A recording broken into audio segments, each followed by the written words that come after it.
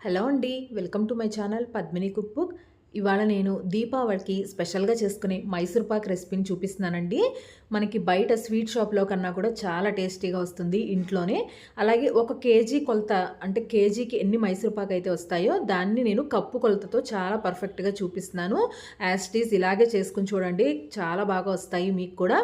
దీనికోసం అయితే ముందుగా ఒక బౌల్ తీసుకుని అందులోకి ఇలా స్ట్రైనర్ పెట్టుకుని 1.5 కప్పు దాకా శనగపిండిని తీసుకోవాలి. ఇక్కడ నేనైతే స్ట్రైనర్ సరిపోవట్లేదు కాబట్టి ముందుగా 1 కప్పు శనగపిండి వేసుకుని ఇలా కంప్లీట్గా ఉండలేమి లేకుండా జల్లించుకున్న తర్వాత ఇంకొక అరకప్పు వేసుకున్నానండి. 1.5 కప్పు దాకా శనగపిండిని తీసుకున్నాను. ఈ అరకప్పు శనగపిండి కూడా ఒకసారి మొత్తం అంతా కూడా జల్లించేసుకోవాలి. ఇక్కడ నేను చూపించే పర్ఫెక్ట్ కొలతలు కరెక్ట్గా 1 కేజీ మైసూర్ పాక్ అవుతాయండి.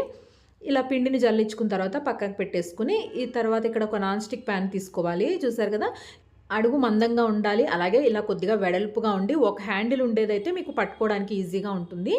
ఇలా నాన్ స్టిక్ ప్యాన్ తీసుకుని అందులోకి 2.5 కప్పుల దాకా పంచదారను వేసుకోవాలి. 1.5 కప్పు శనగపిండికి 2.5 కప్పుల దాకా పంచదార తీసుకోవాలి. అలాగే 1 కప్పు దాకా వాటర్ తీసుకోవాలి. అన్నీ కూడా ఒకటే కప్పుతో తీసుకోండి. కప్పు కానీ గ్లాస్ కానీ ఏదైనా సరే ఒకటి కొలతగా పెట్టుకుని దాంతోనే పర్ఫెక్ట్గా తీసుకోండి. ఇప్పుడు ఆయిల్ మరిగించుకోవడం కోసం ఇలా ఇక నేను స్టీల్ గిన్నె తీసుకున్నాను. ఇది కొద్దిగా అడుగు మందంగా ఉంటుంది కాబట్టి నేను ఇలా తీసుకున్నానండి. దాంట్లోకి 2.5 కప్పుల దాకా ఆయిల్ వేసుకోవాలి. ఫ్లేవర్ ఏమీ లేని సన్ఫ్లవర్ ఆయిల్ తీసుకోవాలండి. పంచదార ఆయిల్ రెండు కూడా ఒకటే క్వాంటిటీలో ఉండాలి. 2.5 కప్పులు ఆయిల్ కూడా వేసేసుకుని పక్కన పెట్టుకోవాలి.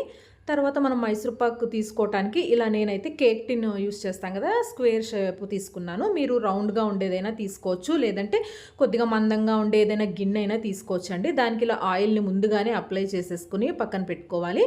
అంటే మనకి ఇలా స్క్వేర్ అయితే కొంచెం పీసెస్ కూడా చక్కగా షార్ప్గా చాలా బాగా వస్తాయి కదా, పక్కకు పెట్టేసుకోవాలి ఆయిల్ రాసుకుని. తర్వాత స్టవ్ వెలిగించి మంటని మీడియం ఫ్లేమ్లో పెట్టుకుని ఒక స్టవ్ మీద పంచదార, అలాగే రెండో స్టవ్ మీద మనం తీసుకున్న ఆయిల్ రెండూ కూడా ఈక్వల్గా ఇలా మరుగుతూ ఉండాలండి. ఆయిల్ కూడా బాగా హీట్ అవుతూ ఉండాలి. మంటని మాత్రం ఆయిల్ అయితే లో ఫ్లేమ్లోనే పెట్టుకోండి. ఇక్కడ పంచదార వచ్చి మంటని మీడియం ఫ్లేమ్లోనే పెట్టుకుని ఇలా ఒక విస్కర్ తీసుకుని, విస్కర్ ఉంటే విస్కర్ తీసుకోండి మీ దగ్గర. విస్కర్తో ఇలా పంచదార పాకం వచ్చే వరకు మిక్స్ చేసుకోవాలి. మనకి ఒక తీగ పాకం వస్తే సరిపోతుందండి. మనం వాటర్ కూడా తక్కువ వేసాం కాబట్టి పాకం కూడా చాలా తొందరగానే వచ్చేస్తుంది. చూసారు కదా, గరిటెకి ఒక్కసారి ఇలా తిప్పి చూపిస్తాను. చేత్తో ఇలా అన్నప్పుడు మనకి పాకం ఇలా కొద్దిగా ఒక తీగ పాకం వచ్చేలాగా ఉండాలి. అలా ఉంటే మనకి పాకం చక్కగా వచ్చినట్టే. మరీ ఎక్కువగా వచ్చినా కూడా మీకు మైసూర్ పాక్ అనేది గట్టిగా అయిపోతాయి. కాబట్టి మీరు పాకం చూసినప్పుడు చేత్తో ఇలా ముట్టుకుని చూసినప్పుడు కొద్దిగా ఇలా జిగురుగా ఉండి ఒక తీగ పాకం వస్తే సరిపోతుంది. తర్వాత జల్లించుకున్న శనగపిండి మొత్తం కూడా వేసేసి ఇలా విస్కర్తో తిప్పుతూ ఉంటే కంటిన్యూగా మీకు ఉండలు అనేవి ఏమీ రావండి. గరిటతో కన్నా కూడా ఇలా విస్కర్తో అయితే మీకు అసలు ఉండలు కట్టవు. చాలా ఫాస్ట్గా ఇలా తిప్పేసుకుంటూ ఉంటే మనకి శనగపిండి అంతా కూడా ఇలా చక్కగా కలిసిపోతుంది. ఇలా శనగపిండి మనం తీసుకున్న తర్వాత కొద్దిగా ఒక ఉడుకు వచ్చి ఇలా కొద్దిగా చిక్కబడుతూ ఉండే టైంలో అప్పుడు మనం ఆయిల్ని రెండు గరిటెల చొప్పున వేసుకోవాలండి. ముందే శనగపిండి వేసిన తర్వాత ఒక 5 నిమిషాలు మరిగించుకుంటే మనకి ఆ శనగపిండి అనేది కొద్దిగా చిక్కగా అవటం స్టార్ట్ అవుతుంది. అలా చిక్కగా అవుతున్నప్పుడు మీరు ఆయిల్ పక్కన మరిగించుకుంటున్నారు కదా, దాన్ని ఒక్కొక్క 2 గరిటెల పాటు వేసుకుని ఆ 2 గరిటెల ఆయిల్ కూడా ఇలా మొత్తం కూడా బాగా మిక్స్ చేసుకుంటూ ఆయిల్ అంతా మొత్తం ఈ శనగపిండి అబ్జర్వ్ చేసుకున్న తర్వాత మళ్ళీ ఇంకొక 2 గరిటెల దాకా అలా వేసుకుంటూ ఉండాలండి. మంటని మాత్రం లో ఫ్లేమ్లోనే పెట్టుకుని చేసుకోండి. కంటిన్యూగా ఇలా తిప్పుకుంటూనే ఉండాలి. ఈ ఆయిల్ అంతా కూడా శనగపిండి మొత్తం పీల్ చేసుకున్న తర్వాతనే మళ్ళీ నెక్స్ట్ టైం ఆయిల్ వేసుకోవాలి. మీకు ఫైనల్గా ఇలా చేస్తూ ఉండే కొద్దీ మనం తీసుకున్న ఈ శనగపిండి అంతా కూడా చిక్కబడుతూ ఉంటుంది, అలాగే కొద్దిగా దగ్గర పడుతూ ఉంటుందండి. ఇలాగే కంటిన్యూగా ఆయిల్ని పోసుకుంటూ ఉండాలి. మీకు లాస్ట్లో 1 కప్పు ఆయిల్ మిగిలింది అన్న టైంకి అప్పుడు మీకు కరెక్ట్గా మైసూర్ పాక్ అనేది స్టార్ట్ అవుతుందండి. ప్రాసెస్ అంతా కూడా అప్పటి వరకు మనకి ఇలా పేస్ట్ లాగానే ఉంటుంది. లాస్ట్లో ఇంకా 1 కప్పు ఆయిల్ మిగిలింది అన్నప్పుడు మనకి ఇక కరెక్ట్ ప్రాసెస్ అనేది స్టార్ట్ అవుతుంది. చూసారు కదా, మనకి ఇలా కొద్దిగా చిక్కబడుతుంది, అలాగే ప్యాన్ నుంచి కొద్దిగా సపరేట్ అవుతూ కూడా ఉంది.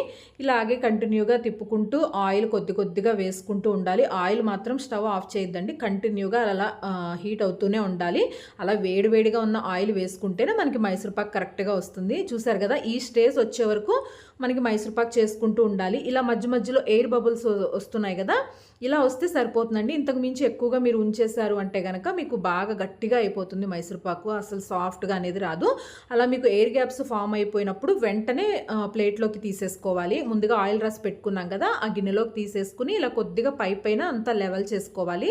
లోపలికి గట్టిగా ప్రెస్ చేయటం కానీ అలా ఏం చేయొద్దు. లోపలికి ప్రెస్ చేస్తే కనుక మీకు లోపల ఎయిర్ బబుల్స్ అనేవి పోయి మీకు మైసూర్ పాక్ అనేది గట్టిగా వచ్చేస్తుంది. ఇలా వేసేసుకున్న తర్వాత ఒక 5 నిమిషాల తర్వాత ఘాట్లు పెట్టుకోవాలి. మీకు ఏ సైజులో మైసూర్పాక్ కావాలనుకుంటున్నారో ఆ సైజులో ఇలా కట్ చేసేసుకోవాలి. ఇలా కట్ చేసుకుంటే మీకు చల్లారిన తర్వాత చక్కగా పీసెస్ లాగా వచ్చేస్తాయి. మీకు లాస్ట్లో మైసూర్పాక్ తయారైనప్పుడు ఎయిర్ బబుల్స్ వచ్చిన తర్వాత మీకు సైడ్న ఆయిల్ కూడా పైకి తేలినట్టుగా అనిపిస్తుంది. అలా వస్తే మనకి రెడీ అయిపోయినట్టేనండి. అదే గుర్తు. మీరు ఒక్కసారి అర్థం కావట్లేదు అంటే వీడియోని ఒక 2-3 సార్లు చూసి జాగ్రత్తగా ట్రై చేయండి. చాలా పర్ఫెక్ట్గా వస్తాయి.